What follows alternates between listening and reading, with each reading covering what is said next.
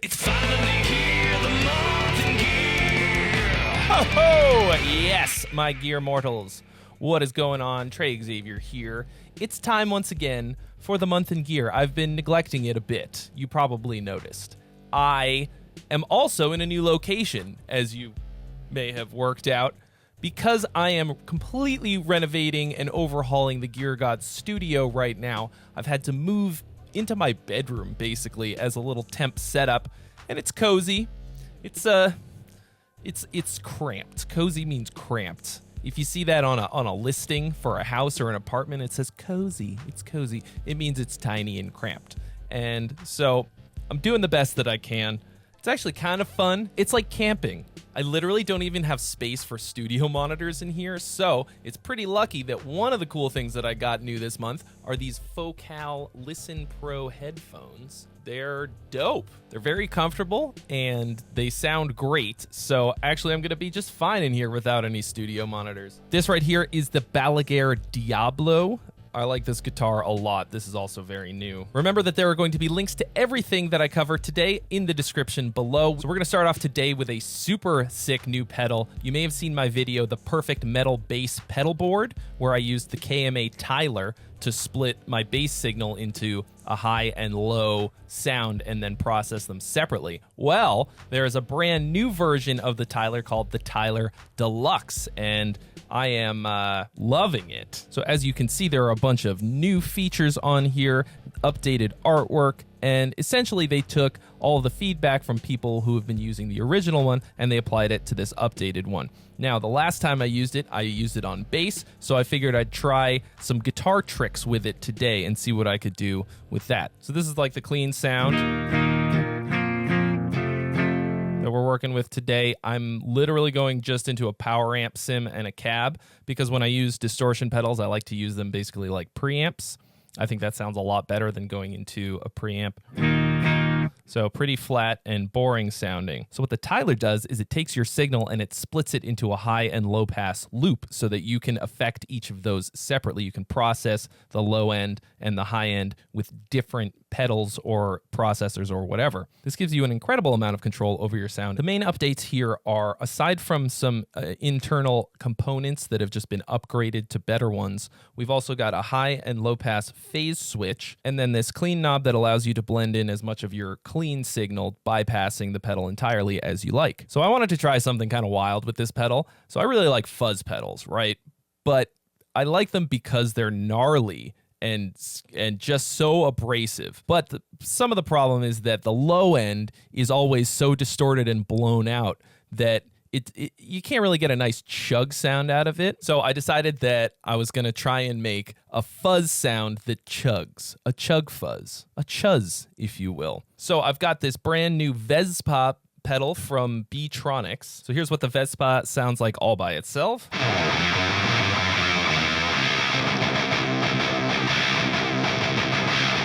Really gnarly, obviously. Not good for nice, tight, chunky anything. Then over here, we've got the Rev G4, which I am boosting with the Aris Effects Parallel Overdrive. By itself, that sounds like this.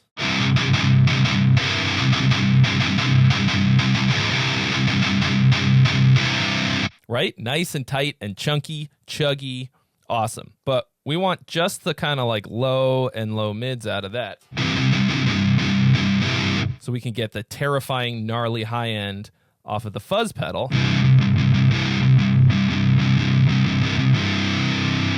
So we're gonna low pass it, and then we're gonna high pass the fuzz, and then we're gonna bring the fuzz pedal back in.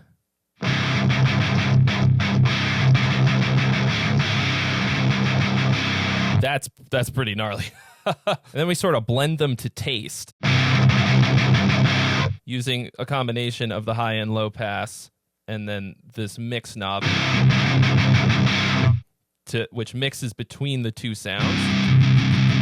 So this is like 100% low pass and then 100% high pass. God, that's brutal.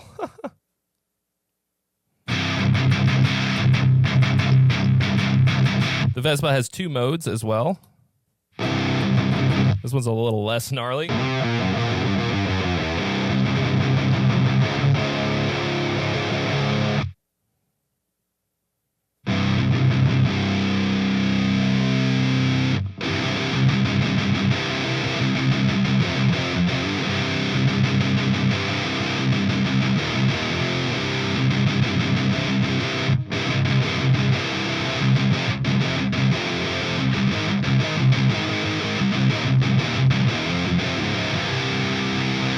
Let's check out how many different sounds you can get just by turning the blend knob.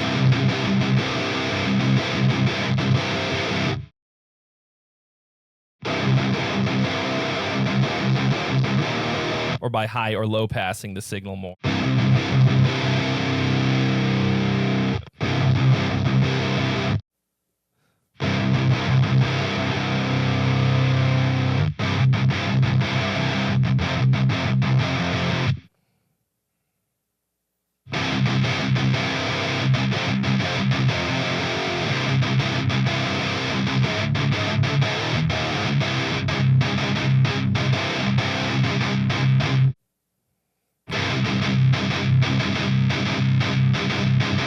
That's pretty nasty sounding. Another one of the new features on this pedal is the ability to choose whether or not you're hearing the bypassed signal of each half of it when they're off, basically. So right now, both of these are off, but you can choose to hear each one of them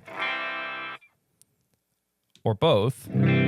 So that means that you can choose to hear the bypassed clean signal of just the high or low pass side of it while the other one is on or not.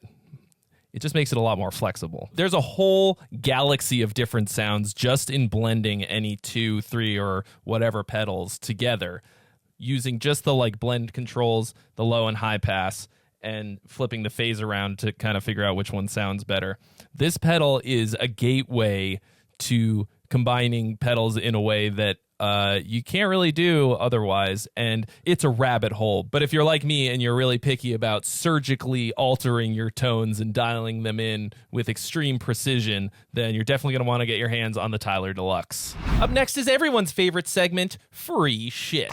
If you've ever spent $2,000 on a single guitar pedal, it was probably a Klon Centaur. It's supposed to be like the holy grail of overdrives. People are spending thousands of dollars on them. They are not made anymore. It, of course, has a mythical creature on it because it's supposed to be a magical little bit of kit that takes your amp to crazy, wild new places. But from what I gather, people like it because it's transparent. So the idea is that you like the sound of your amp, you just want more of it. You want more gain out of it. And so you put the Centaur in front of it and you just get more. Well, I, and probably you, don't have thousands of dollars to spend on a pedal. So Nembrini Audio has made us a much, much better offer. And that is that we can get a digital version for nothing.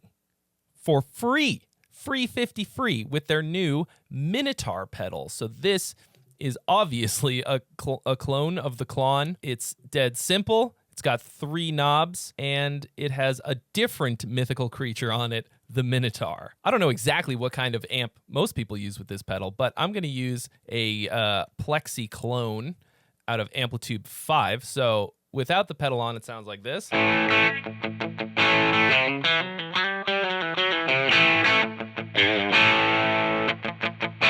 Just got the gain at like 4. So now I have it set up as a clean boost. So the output is all the way up, the gain is all the way down, and the treble is in the middle. So when I turn it on,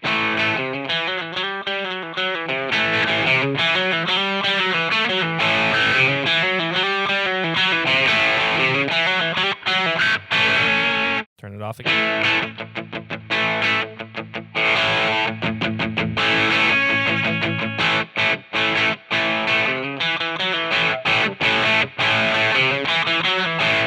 Sounds reasonably transparent to me.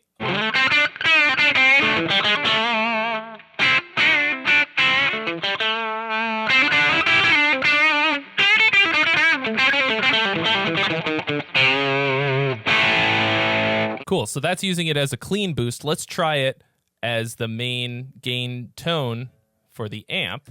I'm going to set the output to nominal, and then we'll bring in some gain. So here's an amp.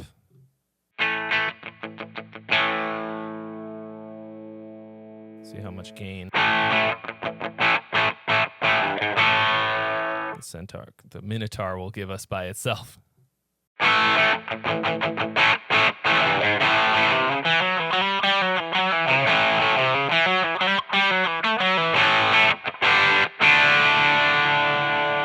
Not a ton. Let's mess with the treble knob. We can take away a lot of treble. So in the middle is nominal.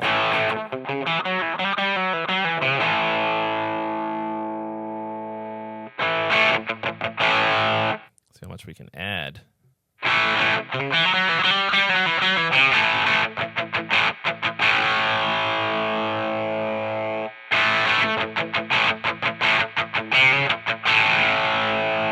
Now, if we turn everything all the way up and turn it on, we get instant rock and roll.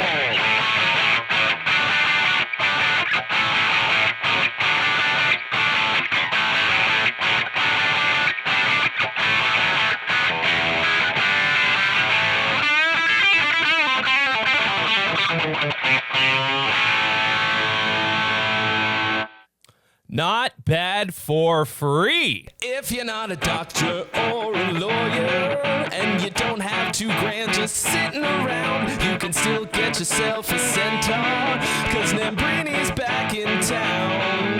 This Minotaur is just free 50 free. Yeah. The next thing that we're going to be taking a look at is some wild shit. It's called RipX.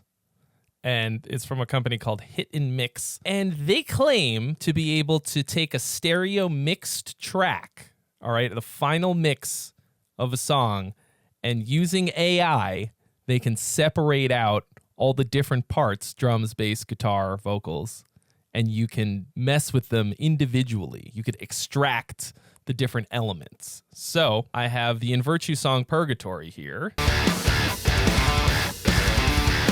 Okay, the final mix. This is a stereo mix down, and I've installed RipX. Here we go. So let's give it a shot. Looks like it's going to take 13 minutes. So now I'm going to wait 13 minutes. You don't have to wait. Whoa. Bunch of squiggles. Weird. Turned my song into squiggles. So each of these colored squiggles is a different instrument. Wow. I'm going to try soloing out one of these things. Let's see how good it works. Nothing grows. I am stuck in a loop. I don't know how to break. It's a binary code, and I'm pushing escape when the word. That's pretty fucking good. Yeah, I mean, it doesn't sound great. I think a human voice is probably easier to pick out, but let's see. Like, I hate the rain. I hate the darkness. yeah, I mean, it sounds like a shitty MP3, but that's still amazing that it's able to do that. It says I can click and drag notes to change the pitch. I need to see the sun again. I need to see the sun again. Huh? Again. Whoa. See the sun again. I kind of wish I had sung that note originally. Let's pull it way down. Feel my skin. That's wild. So you could change everything about the track. Okay, now if I go back and listen to it in context. Obviously, that is a very wrong note. Wow. All right, let's listen to the mix. Let's mute the vocal.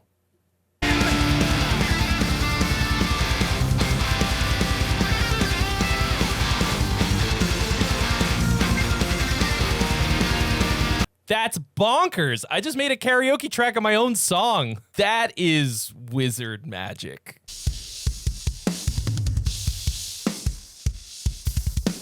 This has got to be the greatest tool ever for learning songs, right? If you can get the isolated tracks from everything to listen to, you'd be able to learn anything. You can hear it's kind of like picking up other stuff. Solo out the other. See if it got the keyboard parts. That's just nightmare sounds. This is just one of many things that RipX is supposed to be able to do. I'm not going to go through all of it today, but even if it's just that, that is absolutely insane. I'm pretty shaken that this can be done, but that is extremely impressive. So that's RipX Deep Audio. So now it's time for what is actually everyone's favorite segment, and that's where I pick a winner for the giveaway from the last episode. As you may recall, I actually have to pick 3 different winners for this one because I'm giving away 3 enrollments in Rob Scallon's Guitario Guitar Quest course. So here we go. I'm also going to answer your question because the way that you had to enter was to ask a question. All right. Here we go. And Metal Dad 1987 says, my name is Mud. Oh, wait, no, it's Jonas. No, that's not it. It's Jordan. What is the best plugin to get that 80s hair metal tone? It's pretty rare that I'm trying to get an 80s hair metal sound, but the one that I've used that's gotten the closest with the least amount of effort is Reaxis from Mercuriall. Actually, it's just kind of an amazing plugin all the way across the board. They make some of the best, highest quality guitar amp sim plugins. They take up a lot of DSP, so you don't want to use too many instances in your DAW, but they sound amazing. So congratulations to you, Jordan. You've won. Here we go. Winner number 2. John Hooten. John from Dallas. How do you manage tension level when playing? I'm kind of at a breakthrough for me where I'm increasingly aware of tension developing, and I know I'm on the right path to eliminate it. Interested if you have any tips. I would say that I manage it badly. I get tense pretty easily and I don't notice, and then after a while, it just hurts. So I think if you're actually, I want you to give me the tips, to be honest. Really though, I think the thing that you're doing is pretty much the most important thing aside from seeing a professional about it, because if you are just consistently aware of it and every time you realize you're tensing up, you relax intentionally, then after a while you're going to be developing the habit of playing while relaxed, and that's really great. That's where you want to get to, where you can be playing very relaxed all the time and still be playing at the level that you want to be at. It's really hard to get there, and let me know when you do because I'll be right behind you. So congratulations, John Hooten. You have also won. Winner number 3, Steve I. Hey, this is Steve from Ohio. And my question is this. I've been playing guitar on and off for about 15 years or so. I generally play bass, but I write a lot of my own music using guitar and piano as well. I would love to know how you form similar but different melodies with each instrument if you're writing songs completely by yourself. Well, that's a tough one actually, Steve. Honestly, I don't know that there's any way that I can answer this completely in anything less than an entire lifetime, but I do have a songwriting course coming out very soon, and there's a link in the description where you can sign up to get notified when it goes live. And in that course, I'll be covering all of this stuff and how to write for different instruments and a lot more. I'll try and give you a short answer right now, and it's just that I'm always considering what each instrument is trying to achieve, where it's sitting in the sort of frequency spectrum, right? If it's a lower part, if it's a middle or a high part. And then also, probably more important than anything else, I'm always considering all of the chord tones of what are happening at any given moment, okay? Like if you look at all of the notes from the lowest to the highest note that are happening vertically at any given moment, and you take a look at what all of the notes are, especially starting like on the strong beats, like on the 1 and 3, and then you try and figure out what chord it is that you're trying to create to support the melody, and then you have the different parts maybe fill out that chord a little bit more. Like if you've already got a bass playing the root, maybe the guitar and the keyboard don't need to be playing the root as well. You can have one of them play the 3rd and one play the 5th, or at least that's where you start with each of the different parts, right? Now, if you're talking about melodies all working together, that's basically the study of counterpoint, and that's a very broad topic, but I suggest that you start there. Big congratulations to our 3 winners today. If you guys could please hit me up either on Facebook, on the Gear Gods official Facebook, or Instagram page, just DM me there and I will get you set up with your winnings, which are an enrollment into Rob Scallon's Guitar Quest.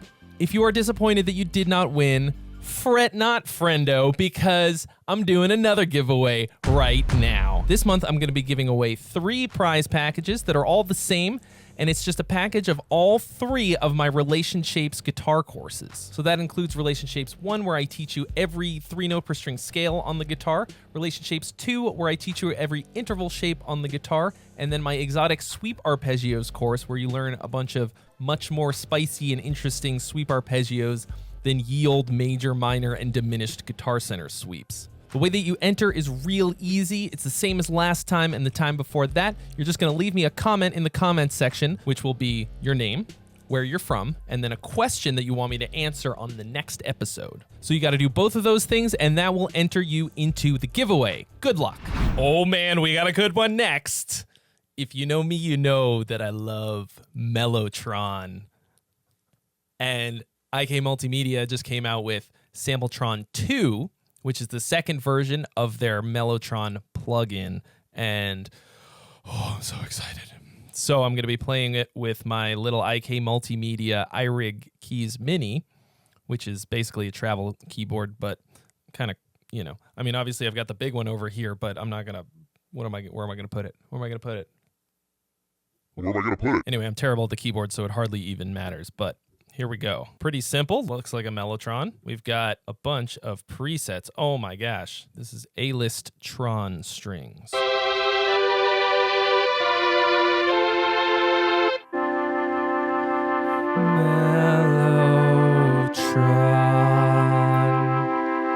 Ascendant Tron Choir.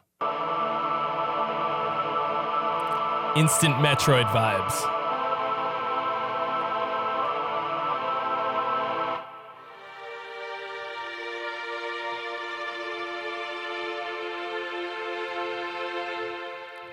Beautiful violins, M4000.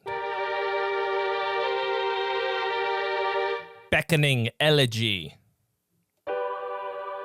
Oh, this is like a combo.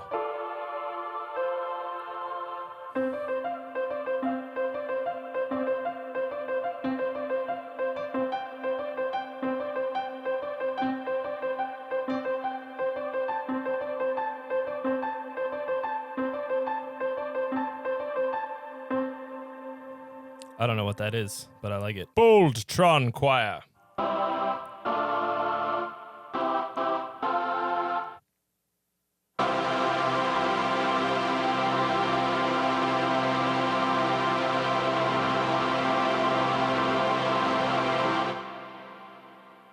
That's pretty epic. I love the Mellotron. You know it's true. I can't get enough of those little tapey stringaroos.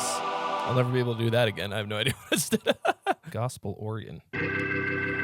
We are gathered here today in the presence of God to let you know that the one true God is Mellotron. 12-string tronified. We were dancing on the roof. No shoes, just me and you. I don't know why that made me do that. Vibes 99. Vibes. We were dancing on the roof. No shoes, just me and you. Rather large brass.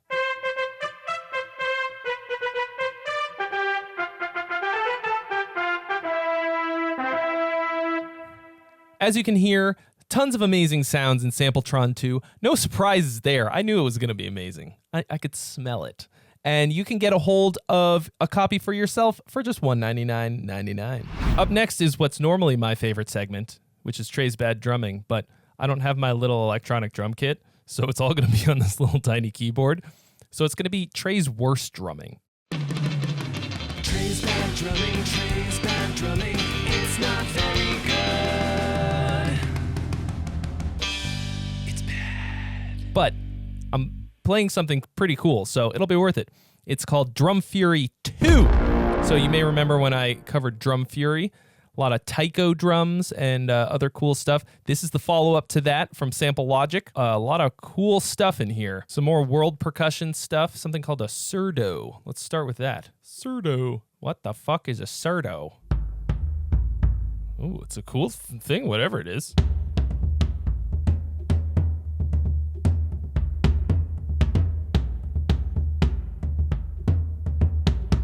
Hey, I like it. This one's called a Tassa.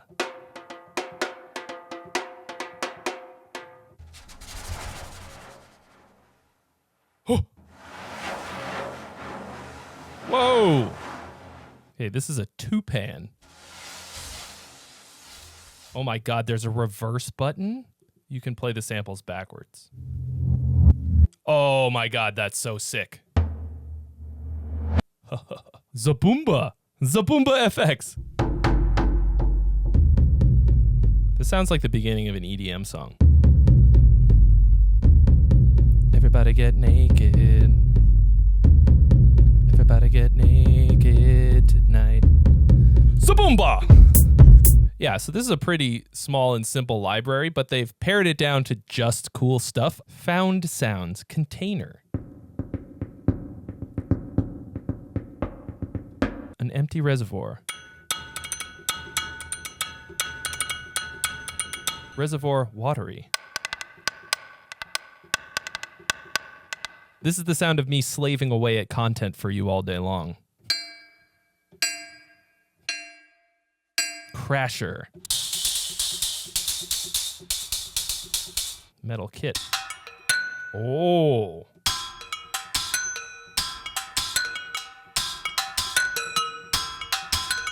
Oh, tell me that's not a total hoot. Now, that's the most fun you can have without taking your clothes off. Trash can rolls.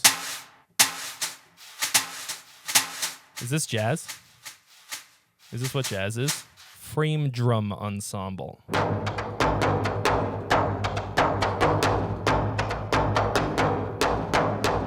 So the way that they've got this set up is that there's enough like interest in both dynamics and performance of each single note that you can kind of play a whole beat on just one key.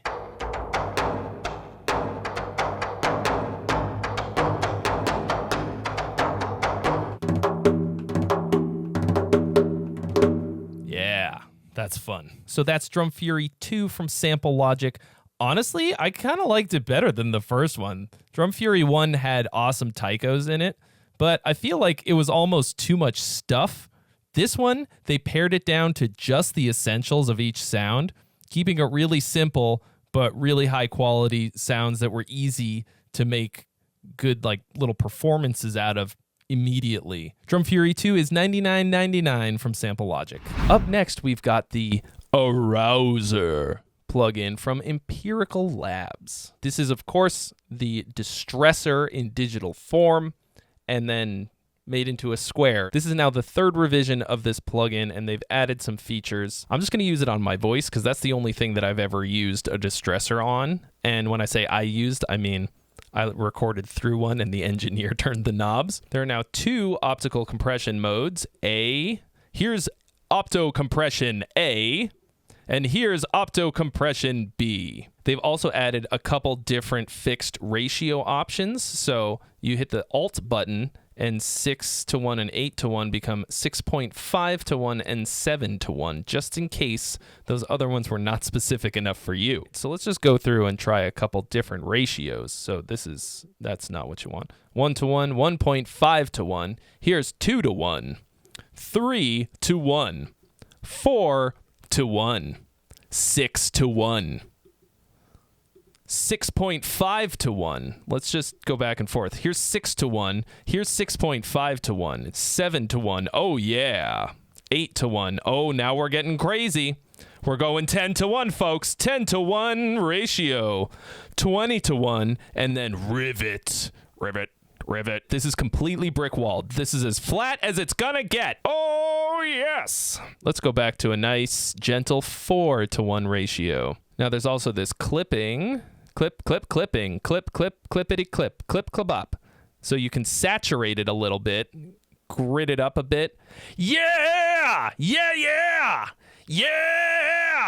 If you want a little bit of dirt, Yeah! That's a lot. The grit is kind of one of the things that the Distressor is known for, and you definitely want some of it in there, but you could get a lot. So it seems like the idea here was to include more features that they put in the most recent version of the hardware Distressor, which is the EL8X. Personally, I'm just excited to be able to have any kind of a Distressor as a plugin. If you think about it, a real physical rack mount Distressor, the EL8X, is about $1,700 almost.